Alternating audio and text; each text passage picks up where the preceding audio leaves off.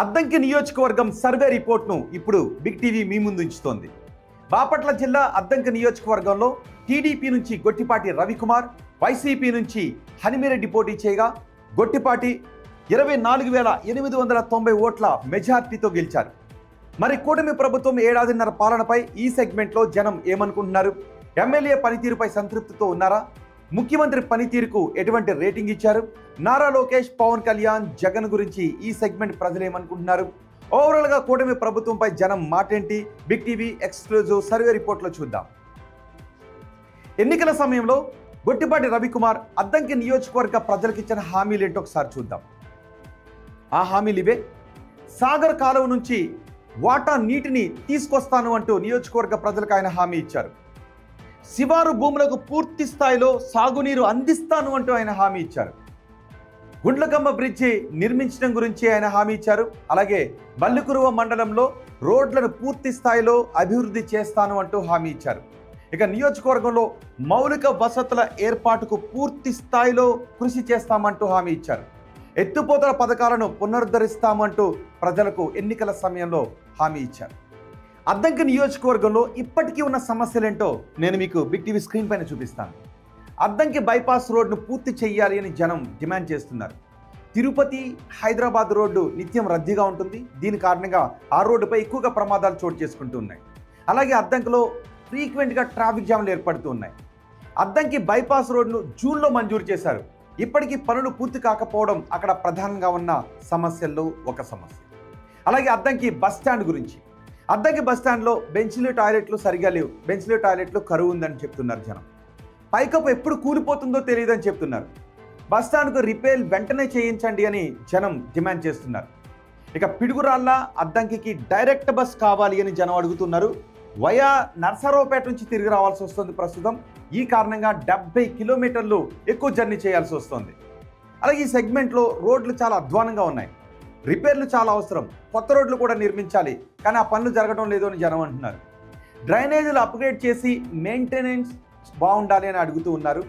అలాగే అద్దంకి ప్రభుత్వ ఆసుపత్రిలో ప్రస్తుతం సౌకర్యాల కొరత చాలా ఎక్కువగా ఉంది. వాటిని కూడా తీర్చాలి అని చెప్తున్నారు. సౌకర్యాల కొరత కారణంగా నర్సరావుపేట, ఒంగోలుకు అద్దంకి నుంచి రోగులు వెళ్లాల్సిన పరిస్థితి ఏర్పడుతూ ఉంది. ఇక అద్దంకి జనం చిరకాల స్వప్నం భవనాసి రిజర్వాయర్. ఈ రిజర్వాయర్కి 2009లో శంకుస్థాపన చేసినప్పటికీ ఇప్పటికీ అసంపూర్ణంగానే ఉంది. గొట్టిపాటి మంత్రి కావడంతో దీన్ని వెంటనే పూర్తి చేయించాలి అని జనం డిమాండ్ చేస్తున్నారు. 4,000 ఎకరాలకు ఈ ప్రాజెక్ట్ పూర్తయితే సాగునీరు అందుతుంది. అలాగే జనానికి తాగునీటి సమస్య శాశ్వతంగా తీరుతుంది అని జనం అడుగుతూ ఉన్నారు. ఇక అద్దంకి నియోజకవర్గ జనం ఎమ్మెల్యే పనితీరు గురించి ఏమనుకుంటున్నారు? ఆయనకున్న పాజిటివ్ అంశాలేంటి, నెగిటివ్ అంశాలేంటో చూద్దాం. ముందుగా పాజిటివ్ అంశాలు బిగ్ టీవీ స్క్రీన్ పైన చూద్దాం.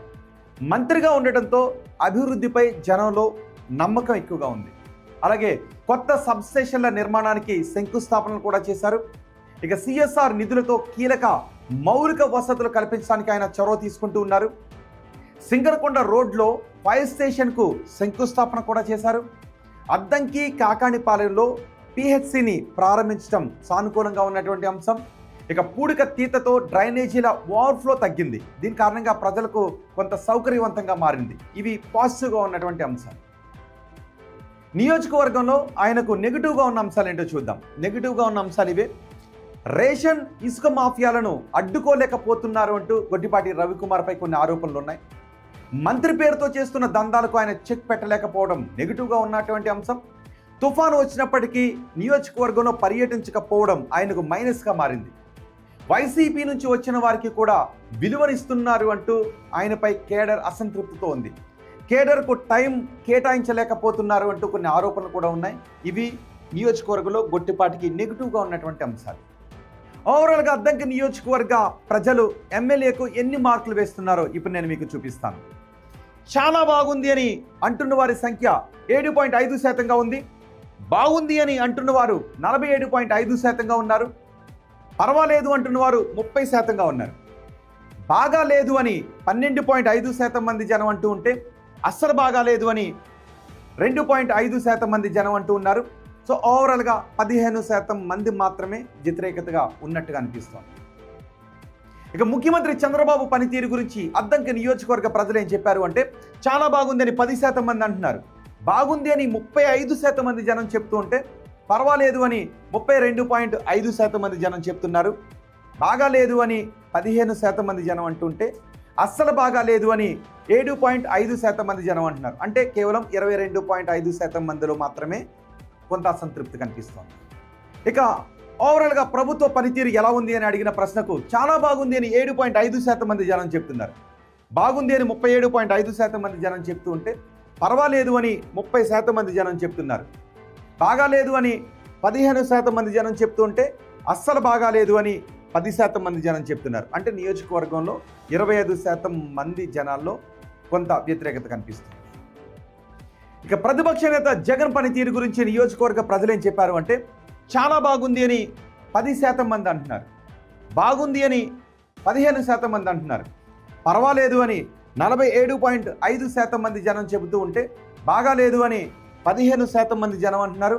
అస్సలు బాగాలేదు అని 12.5% అద్దంకి నియోజకవర్గ ప్రజలు అంటున్నారు.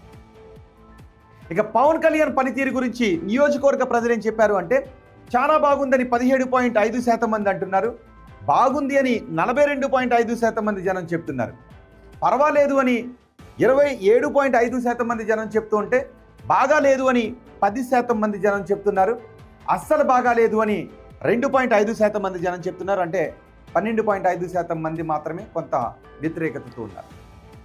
ఇక మంత్రి నారా లోకేష్ పనితీరు గురించి అద్దంకి నియోజకవర్గ ప్రజలు ఏం చెప్పారంటే చాలా బాగుందని 5% మంది అంటున్నారు. బాగుందని 47.5% మంది జనం చెప్తుంటే పర్వాలేదు అని 30% మంది జనం చెప్తున్నారు. బాగాలేదు అని 12.5% మంది జనం చెప్తుంటే అస్సలు బాగాలేదు అని 5% మంది జనం చెప్తున్నారు. అంటే ఓవరాల్గా 17.5% మంది మాత్రమే కొంత అసంతృప్తితో ఉన్నట్టుగా కనిపిస్తోంది. ఇక అమరావతి పనులు పూర్తవుతాయి అనుకుంటున్నారని అడిగిన ప్రశ్నకు పూర్తవుతాయి అని 47.5% మంది జనం చెప్తున్నారు. కావు అని 17.5% మంది జనం అనుకుంటున్నారు. కావచ్చు అని 25% మంది జనం చెప్తూ ఉంటే తెలియదు అని 10% మంది జనం చెప్తున్నారు.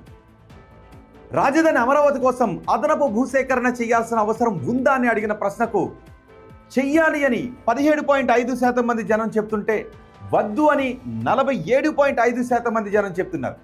చేస్తే బాగుంటుందని 5% మంది జనం చెప్తుంటే తెలియదు అని 30% మంది జనం చెప్తున్నారు. పోలవరం ప్రాజెక్టు పూర్తవుతుంది అనుకుంటున్నారా అని అడిగిన ప్రశ్నకు పూర్తవుతుందని 50% మంది జనం అనుకుంటుంటే కాదు అని 17.5% మంది జనం అనుకుంటున్నారు. కావచ్చు అని 17.5% మంది జనం అనుకుంటూ ఉంటే తెలియదు అని 15% మంది జనం అనుకుంటున్నారు. కూటమి ప్రభుత్వంలో ఉద్యోగ అవకాశాలు పెరిగాయి అని అడిగిన ప్రశ్నకు పెరిగాయి అని 35% అద్దంకి నియోజకవర్గ ప్రజలు అనుకుంటున్నారు. పెరగలేదు అని 12.5% మంది జనం అనుకుంటున్నారు. పెరుగుండొచ్చు అని 35% మంది జనం చెబుతుంటే తెలియదు అని 17.5% మంది జనం చెప్తున్నారు.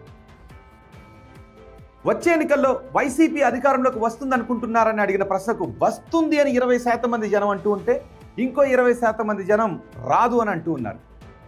రావచ్చు అని 32.5% మంది జనం అనుకుంటూ ఉంటే తెలియదు అని 27.5% మంది జనం అనుకుంటున్నారు. చంద్రబాబు తర్వాత ముఖ్యమంత్రిగా ఎవరైతే బాగుంటుంది అని అడిగిన ప్రశ్నకు పవన్ కళ్యాణ్ అయితే బాగుంటుందని 17.5% మంది జనం చెప్తుంటే నారా లోకేష్ అయితే బాగుంటుందని 47.5% మంది జనం చెప్తున్నారు. తెలియదు అని 35% మంది జనం అంటున్నారు. ఇవి ఓవరాల్గా అద్దంకి నియోజకవర్గం గురించి బిగ్ టీవీ అందిస్తున్న సర్వే రిపోర్ట్.